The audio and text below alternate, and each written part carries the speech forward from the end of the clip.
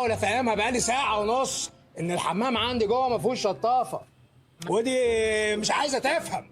انا لحقت نفسي على اخر لحظه يا ابراهيم، ده انا كنت لسه هقعد. عارف انا لو كنت قعدت كانت هتبقى كارثه.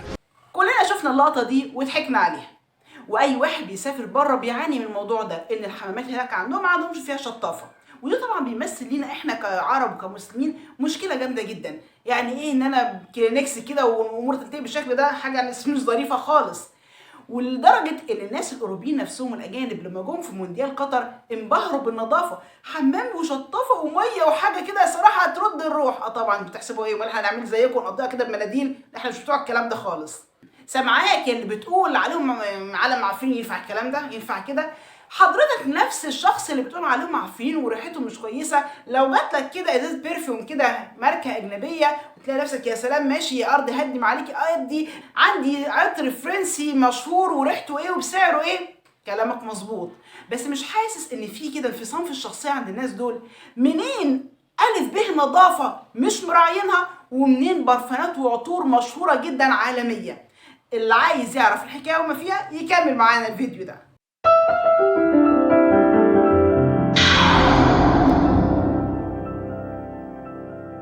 الموضوع قديم جدا، نرجع كده مع بعض لغاية العصور الوسطى. طبعا لما اقول كلمة عصور وسطى بالنسبة للحضارة الغربية هي أسوأ فترات حياتهم، فترات الظلام، ما بيحبوش يسمعوا عنها ولا يحبوا يتكلموا عنها اطلاقا.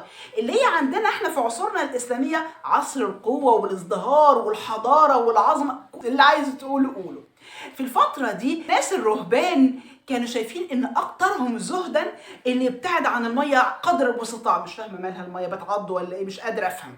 لدرجه ان احد الرهبان كان بيقسم ان عمره ما غسل رجله في حياته، والله من غير ما تحلف، الريحه وصل لغايه عندنا. ايه اللي هم بيعملوه ده؟ وايه اللي كان الوضع ده؟ احدى الراهبات برضو بتقسم ان عاشت حاجه و60 سنه الميه ما لمستش غير اطراف اصابعها. مش عارفه يعني لو كانت استحمت كانت هتحصل لها حاجه.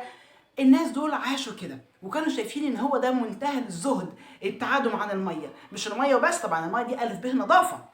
هنلاقي ان في حالاتهم الشخصيه حاجات كانت صعبه جدا. انا بتكلم عن فتره العصور الوسطى. احد الرحاله المسلمين ذكر انه لما راح بلاد الروس استغرب جدا ان الناس دول ما بيتنظفوش نفسهم ومش بيغتسلوا ولا. فالراجل بقى مستغرب، في حد عايش كده؟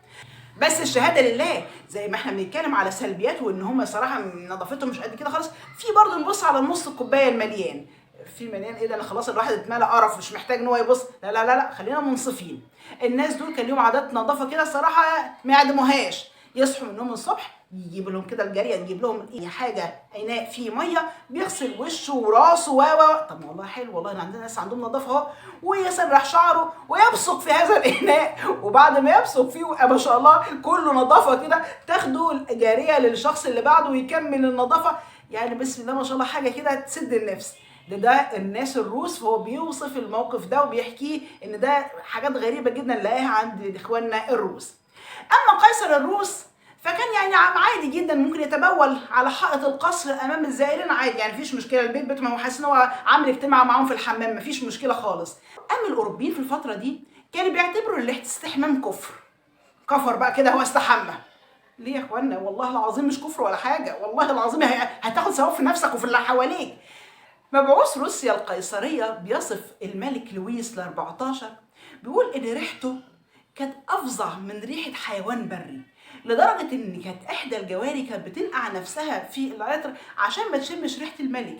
تخيلوا الريحه بتاعته كانت عامله ازاي. مش عارفه اقول لكم امثله ايه ولا ايه. يعني مثال الملكه ايزابيلا الاولى اللي قتلت المسلمين في الاندلس، بتقسم انها عمرها في حياتها ما استحمت غير مرتين. لا نظيفه يا حاجه، لا استمر على كده جو اون. بعد ما دخلوا الاندلس وقتلوا المسلمين وحطمت كل الحمامات الاندلسيه اللي كانت هناك، حاجات عامله زي كده الحمام مغربي كده وجاكوزي وحاجات نظافه صراحه. طب سيبيها، هتحتاجها يا ست الحاجه، والله هتحتاجيها، محتاجه عمره جديده. حمامات مين؟ احنا برضه بتوع الكلام ده مرتين في حياتي اللي استحميت فيهم، وبالتالي دمرت الكلام ده كله. ما عندهمش حس النظافه تماما. جه بقى الملك فيليب الثاني منع الاستحمام في بلاده، محدش هيستحمى. ليه يعني؟ ليه؟ ايه الجرم؟ قالوا والله العظيم عايز علامه استفهام كبيره. الناس دول في ايه العداوه بينهم وبين الحمى؟ ايه مشكله الميه معاهم؟ مش قادره افهم، دي شيء مش قادره اقتنع بيه. طب مفيش عرق، مفيش اي احساس كده خالص، يعني مش قادره افهم. جت بنته ايزابيلا الثانيه واقسمت انها ما هتغير ملابسها الداخليه غير لما يتم حصار البلاد اللي رايحينها ويقضوا عليها ويدخلوها. يا ستي ايه علاقه فتح البلاد اللي تدخليها بتغيير الملابس الداخليه؟ ايه العلاقه؟ المهم انها اقسمت هذا القسم، لازم تبرئ منها، مش يعني هتحلس في يمينها يعني. المهم ان الحصار استمر 3 سنين، وبسبب يمينها ده جالها امراض وكان سبب وفاتها لازم كانت تموت، لازم البشريه كانت تخلص من واحده حلفت بالله من غير هدومها الداخليه. الحمد لله انتقلت الرفيق الاعلى. استني انت بتتكلمي كلام كده، حاسه انك بتتكلمي عشان انتوا مسلمين يعني وعندكم وضوء والكلام ده، وبالتالي شايفه ان الاوروبيين الغربيين. لا خالص، في حضارات وناس تانيين غير مسلمين بس عندهم حس النظافه. هديك مثال، الهنود الحمر، تخيلوا بقى الهنود الحمر بقى اللي عايشين في العراء، والناس اللي هم بدائيين جدا دول كانوا يحطوا ورود عند مناخيرهم لما يجوا يحاربوا الاوروبيين من قذاره ريحه الاوروبيين. فملهاش علاقه بدين ولا لها علاقه بحاجه، هي لها علاقه فقط بايه؟ باحساس الواحد بالنظافه. فتخيلوا الهنود الحمر كانوا بيتقززوا من ريحه الاوروبيين، وده السبب اللي خلى الطاعون انتشر كتير في الدول الاوروبيه بسبب قله النظافه دي طبعا في الاساس. طبعا الاوروبيين دول لما جم احتكوا بينا في بلاد الشام في الحملات الصليبيه، اكتر شيء انبهروا بيه هي نظافتنا. فوجئوا بالحمامات وبالنظافه اللي موجوده عندنا في بلادنا. تخيلوا الناس بتستحمى بماء دافئ، امال انتوا بتستحموا بايه؟ فوجئوا ان موضوع الماء الدافئ ده بينظفوا، وفي حاجه كمان كده ماده بيستخدمها المسلمين اللي هي الصابون. يعني كان اول مره يشوفوه، اول مره يستخدموا الصابون والحمى وبميه دافيه والكلام ده في بلادنا، وانبهروا جدا اثناء وجودهم في الحملات الصليبيه، وده كان اول احتكاك معانا جامد. فده استغربوا ايه النظافه بتاعت المسلمين دي؟ نقلوا الافكار دي لبلادهم. فهي البدايه كانت من عندنا احنا، معرفتهم للنظافه من عند بلادنا احنا. احتكوا بينا في بلاد الاندلس وشافونا في التجاره، وشافونا في لما جم من بلاد الشام اثناء الحملات الصليبيه، عرفوا يعني ايه نظافه، عرفوا يعني ايه استحمام. ودي كانت بدايه العطور الفرنسيه علشان يداروا بيها الريحه. فبدايه فكره البارفانات والعطور الفخمه قوي دي علشان يداروا بيها الروائح الدفينه اللي جواهم. ولعلمكم سبحان الله، مهما الانسان يحط برفانات او سبرات او ان ما كانش الانسان نفسه يبقى نظيف بدنيا، زي ما قال الرسول صلى الله عليه وسلم اطيب الطيب الماء. فالنظافه الشخصيه واستخدام الماء والنظافه اهم من وضع العطور، يعني ده الاساس.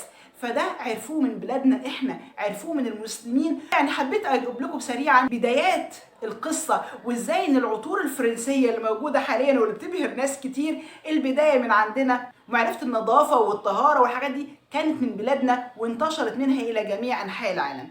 لو عجبتكم الحلقه ما ننساش الشير واللايك وسبسكرايب، ونتقابل ان شاء الله في حلقه جديده. دمتم في امان الله. السلام عليكم ورحمه الله وبركاته.